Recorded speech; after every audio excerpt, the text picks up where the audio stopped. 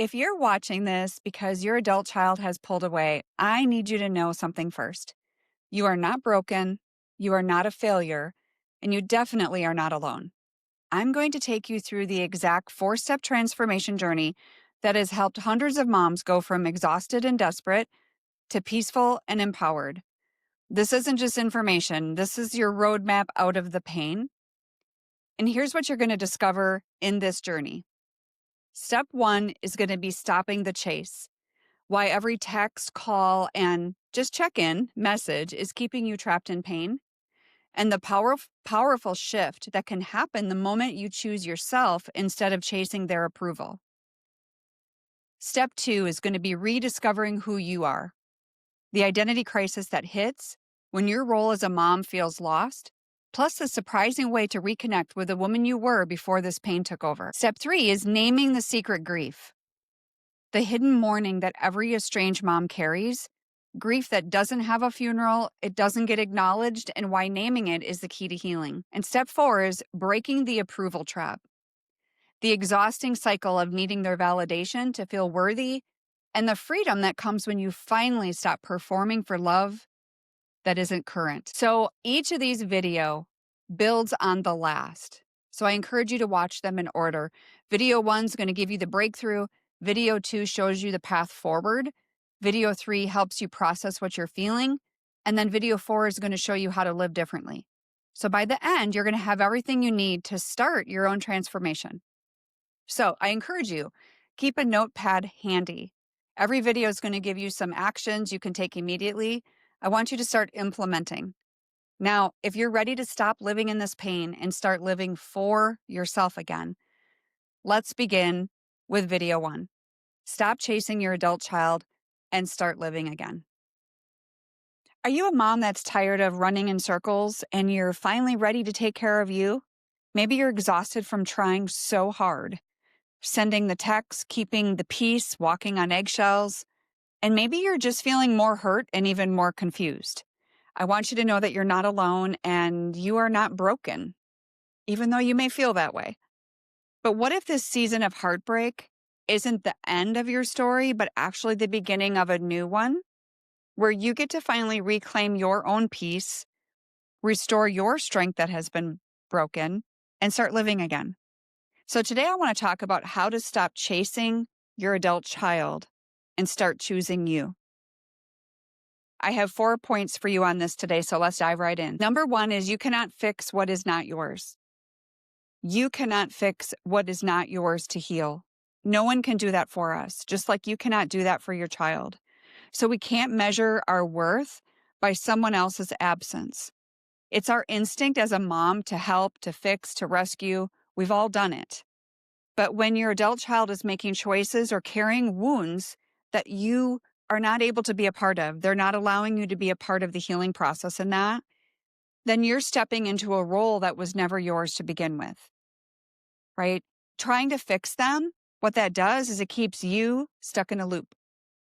You end up being the detective, therapist, the peacemaker, and for most of us, the emotional punching bag. But none of that brings you peace. It may feel like you're busy actively trying to fix the situation, but it's not bringing you any peace because their healing is not your assignment. And I know a lot of you maybe need to hear that again. Their healing is not your assignment. God didn't ask you to play savior. He asked you to trust him. And it's okay to say that this isn't mine to carry anymore. It's very normal for us to do that in the beginning of these difficult relationships with our kids, because many times that we come blindsided and we don't really know what's going on, we try to over-communicate, we try to fix. But over time, if this has gone on for an extended period of time for you, you do have to realize that this is not yours to carry. Number 2 is the cycle of rejection. Chasing just feeds that, because every time you over-apologize, and then maybe you reach out again, or maybe you're trying to smooth things over, and then you're met with silence or coldness, you feel worse, right? Don't you? I know I do. I did. I would. Doesn't matter what relationship. If that's what you're met with, it doesn't feel good. So What if I told you that chasing often makes things worse? Our kids don't want us to be needy. What it's doing is signaling to your son or daughter that they can disrespect you and still keep you close. That whole adage of you teach people how to treat you, right? It's also telling your nervous system that I'll accept anything. Your sense of self-worth is eroded little by little. Stopping chasing them is not giving up. It's stepping out of the storm, stepping out where you can detach, stepping out of that storm so you can heal. Number 3 is surrender is not weakness. We always think it is, right? We think, oh my goodness, if I give up, then I'm just stepping away. It must mean I don't care. And it makes me feel weak. But I believe it's strength. I really do, because many times people say, oh, don't give up, don't give up. And I'm not saying give up. I'm saying give up control, give up the fear, give up the false hope that you can change someone who doesn't want to be changed. And then surrender, on the other hand, is giving that control back to God, who is the owner of all of it, right? And what if you were to say more like, you know what? I trust you, God, more than I trust my timeline, because what I'm doing is not working. So I'm going to step aside and let you do your work. We need to stop begging for crumbs from our kids and start feeding our own soul. A lot of moms that I work with, that I talk to, they're begging for crumbs. And I don't blame you. I understand. But when we can get our head around this, we need to start feeding our soul and be able to step aside a little bit. You can still let go and still love. You can walk away for a detach and still pray for them. It's actually the most powerful thing you can do for your child. So this kind of surrender is brave, in my opinion. It's intentional. And I promise you, it's the beginning of your peace. And lastly, number 4 is silence does not mean you're forgotten. Silence can feel unbearable, but just because they're not responding to you does not mean you're not loved, you're unworthy, or invisible. I know it can feel that way. But that silence period is where God gets to do the work. That's where He's going to speak the loudest to them. And so just remember, He's not done writing your story. He's not done writing your testimony, your son or daughter's testimony, your family's testimony. I have seen so many families healed and restored, obviously my own, but I get to witness firsthand how some of these other families come back together. And I see it all the time. And you and your family are no different. If God's not any respecter of persons, which He's not, it's not because there's something so special about me or my family, right? But I had to believe. I had to trust and believe. If someone asked you, who are you when you're not being a mom? Could you answer that without hesitation? If that question makes you pause, then this video is for you. And I do understand, because I was there. And when I went through estrangement with my daughter, I didn't have a hot clue who I was, what I liked, or even what I wanted to do with my life. Every thought, every ounce of energy revolved around her. And when that connection was gone, I was left staring at myself in the mirror, basically thinking, who am I now? And if you feel that way, you're not broken. It's just time to rediscover yourself. So today I have 4 points for you. Let's dive right in. Number 1 is what I call the identity vacuum. When your role as mom suddenly shrinks, whatever that looks like, maybe it's through estrangement, maybe for some of you it's an empty nest, or even just if your child is becoming more independent, but you're left with space that feels hollow. And you're not quite sure how to fill it. And it's not just quiet in the house, but it's quiet in your soul. Many moms describe it to me as feeling invisible, disoriented, almost like you've lost your compass. Like, what direction do I go now? And that's because for decades, you've been defined by someone else's needs. Justifiably so. That was our job in regards to keeping them safe and educated and fed and all those things. But now the identity doesn't fit that script anymore. And so I would ask you, what percentage of your daily thoughts are about your adult children versus your own dreams, even your own needs, or let alone happiness? I would love to hear from you in the comment section here. Write it down honestly and share that with me, because awareness is always the first step to shift anything. Number 2 is rediscovering the woman you were. Notice how I didn't say rediscovering the mom you were? Because before you were a mom, you were you. I was Sally. You had talents and passions and goals. Maybe for some of you, it was a rough road, and that's okay. But it doesn't mean that you give up hope or you stop living. You need to push forward through some of these things. And for many moms, for many women, a lot of those things got put kind of labeled in a someday box. Someday I will do that, right? Maybe you love to travel, music, or writing. Maybe you dreamed of starting a business. Maybe you're a painter. You just simply just having some adventure in your life. Somewhere along the line, survival mode takes over. And those are the parts of you that collected the dust, the someday box. So those dreams are not dead. They're just dormant. They're just waiting on you. And it's never too late to continue these things. So I would ask you, what did you love to do before motherhood that you have not done in years? If money and time were not a factor, what would you try tomorrow? We always allow other things or resources, time, judgment of other people. We tend to allow those things to stop us from moving forward in our own life. And now more than ever, if you are going through estrangement, this time is unselfishly about you. This has to start with you. We have tons of videos out there now how to navigate the estrangement, but this video is for you as the mom. Number 3 is letting go of martyr motherhood. Have you ever heard that term? We tend to be a martyr because somewhere we absorb the lie that good moms should always sacrifice themselves. I have a daughter who has children, and I'm a firm believer, and I'm very proud of her for knowing that she's more than a mom, and she spends time alone, goes on vacation, does things to take care of herself. She loves her children to no end.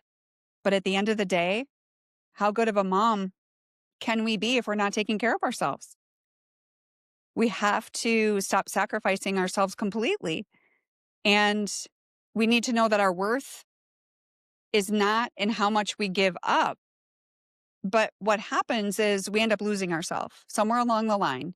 And then you lose your joy. And then you can end up in resentment or bitterness. It may feel noble, I did everything for my kids. I was always there. I gave them everything that they needed or wanted. But that robs you and your other relationships. And when you pour from an empty cup, no one gets your best. Certainly not you, not even your kids. You are allowed to pursue joy and you're allowed to protect your time and energy. And that is not selfish, my friend. It is not selfish. So what is it that you would feel guilty pursuing because you think good mothers shouldn't do that? Where did that belief come from? Does it serve you? Or is it a story that maybe you can just lay down and put to rest? Lastly, number 4 is rediscovery. Having new connections, this is where the rediscovery gets exciting because you don't need to completely overhaul your life. You just need some tiny experiments. Make an inventory of 10 things that spark curiosity in you today or contentment. And if you struggle to come up with 10, that might just be your proof that you do need this. Maybe it's a pottery class, be signing up for a local group, meeting someone new, someone that you have something in common with. Trying something new creatively. You don't have to completely commit your whole life to it. Just try it out. Just sample it a little bit. Have some non-negotiable me time. Rebuild your social circles. Some of you need to do that. Estrangement can shrink your world, and you can grow it again by pursuing groups, something that you're interested in, whether it's volunteering, church communities, other online spaces where you're valued and you have something in common with other people. So when was the last time you had a conversation where you didn't mention your kids? And how did it feel? And would you like to do that more often? Just some things to get you thinking today. Your children's journey is theirs to walk, but yours Quite possibly the one you've put on hold for so long is waiting for you. And that's your responsibility. So this week, I encourage you to pick up one small step from the things that I shared with you today. Share it in the comments here so we can cheer you on.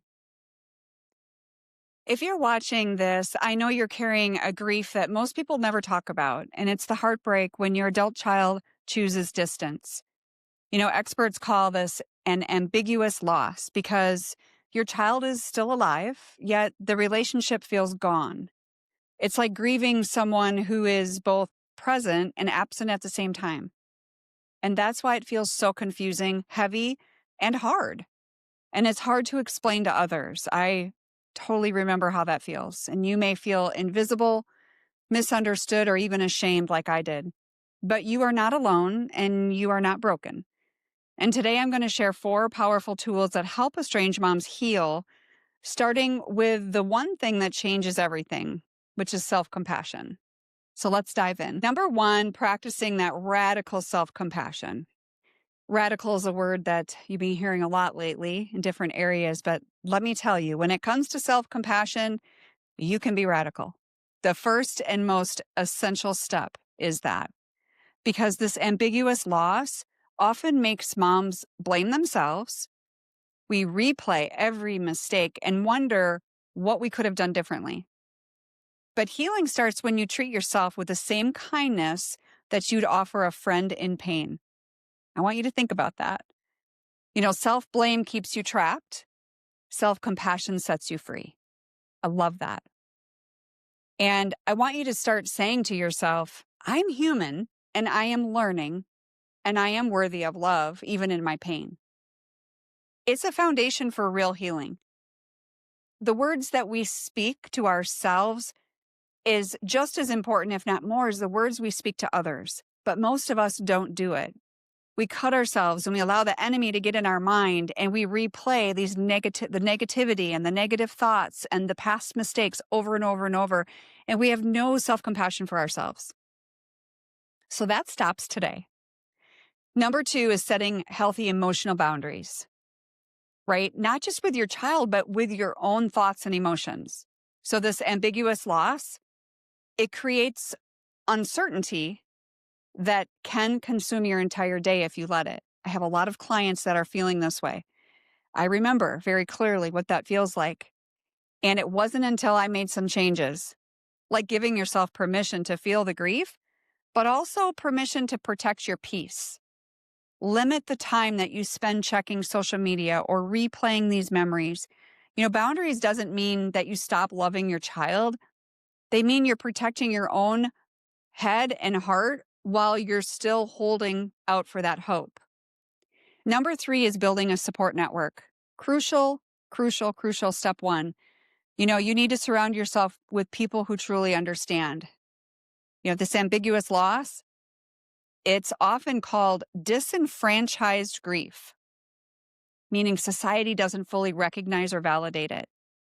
We often talk about how when someone passes away, they send a meal train, right? Someone organizes a meal train so that the family's taken care of, their meals are covered, all of that.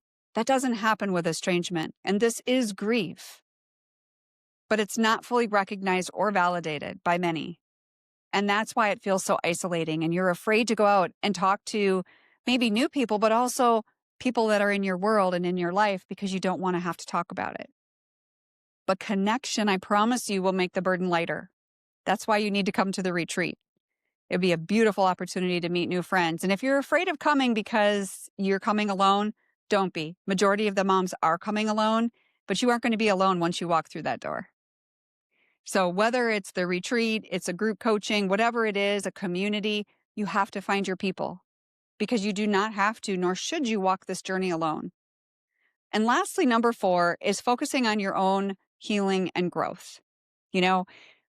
What happens if we start shifting our focus from fixing a relationship that we don't have full control over to healing yourself? This type of loss will always carry uncertainty. We don't know exactly when it's going to be healed, but you can choose certainty in your own growth because you have control over that. So rediscover who you are beyond being a mom. new hobbies, deepen your faith, invest in yourself. That allows you to create some space for peace and hope for tomorrow. Because hope deferred makes the heart sick, my friend. And whether reconciliation happens next week, next month, or next year, your healing will never, ever, ever be wasted. So remember, this type of loss is very real, but it does not and cannot define you. Your worth isn't measured by your child's choices. You are enough and you deserve healing. Every single one of you. Do you feel like you're constantly chasing after your adult child's approval? Careful with every word, maybe overthinking every text, hoping today will finally be the day that they see your worth? I know that pain because I've lived it. But here's the truth. Chasing their approval comes with some massive hidden costs that rob you of your peace, confidence, and even your sense of who you are. So today I want to uncover some of these costs and help give you a way forward for those of you moms that are wanting to thrive through this estrangement period. So today I have 4 points for you to consider. So let's dive right in. Number 1 is the emotional roller coaster. You know, when your child is kind and reaches out or shows some type of acceptance, like you're feeling elated. It's the highs and lows. Almost like, hey, I finally did something right. They didn't disrespect me or make a rude comment. But the moment that they withdraw or criticize or ignore you or make that rude comment, that plunges you into despair. So that's that emotional roller coaster that you as a mom need to jump off of. And so I don't have to tell you that that up and down cycle is exhausting. It is exhausting. And it keeps your nervous system in that fight or flight mode, which is in turn producing a lot of stress and anxiety and maybe even some physical symptoms. You know, each mom's a little bit different, but for some of you, it might be a headache. It might be a tight chest. It might be not being able to sleep. And the thing is approval. Look at it this way. It can almost become like a drug, especially from our kids. You crave it for relief, but it never truly satisfies. The cost is that your own sense of stability is entirely dependent on their unpredictable behavior. So I want you to think about that again. That's a truth. The cost of their approval is entirely dependent on their unpredictable behavior. And we can't have that, right? That is not going to help take you to the next level. The second point is losing yourself in the process. So many times our identity erodes and moms often forget who they are beyond being a parent. So every decision, you know, what you say, how you respond, even how you spend your time becomes filtered through, will they approve? Or when they come back, are they going to leave again? Right? You're always in this fight or flight. You're always in this worry mode. And so we can't say yes to unreasonable demands, apologizing just to keep the peace. And we've talked about that before. Or even avoiding your own friendships or hobbies, other relationships, because you're afraid it might upset them. You know, over time, this will cost you, right? You will disconnect from your own values, some of you, your faith, your purpose. You're measuring your worth by your son or daughter's reaction instead of who God says you are. And so that is exactly why I created safe spaces for moms like you, moms that want to step off of that roller coaster and rediscover who you are. Number 3 is approval seeking. So what does approval seeking do?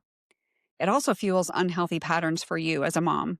So you may step in to fix problems that aren't yours, right? We want their approval, so we feel like we need to help more than maybe we really need to, whether it's financially, emotional, or even relational, because we're just trying to keep them happy. So we talked about over apologizing, saying sorry when you've done nothing wrong, or repeatedly apologizing for past mistakes that you've already acknowledged. Walking on eggshells, avoiding truth, avoiding confrontation, avoiding those hard conversations, or even avoiding sharing your heart because you fear rejection. These patterns may temporarily ease some tension for you, But ultimately, they're silently reinforcing the disrespect, resentment, or further estrangement. You're just putting it off. And sometimes you sacrifice your own dignity and your peace, but the relationship isn't shifting.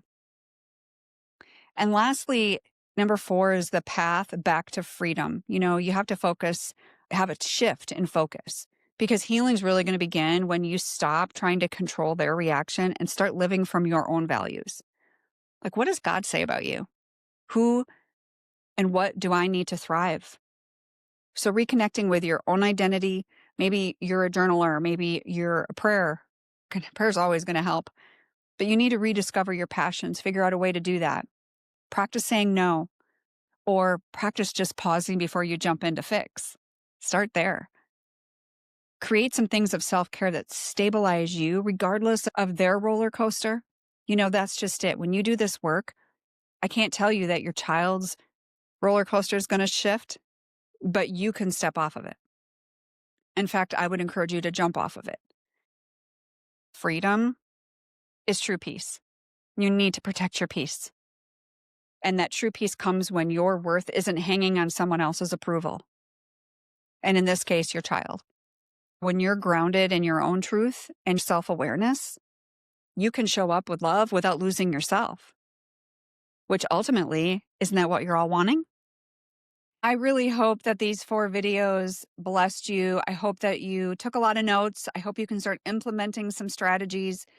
And if you are a mom that is still feeling like you need some more guidance, just know that I have what's called a heart-to-heart consultation. And that is a link that will be provided below in the show notes and the description.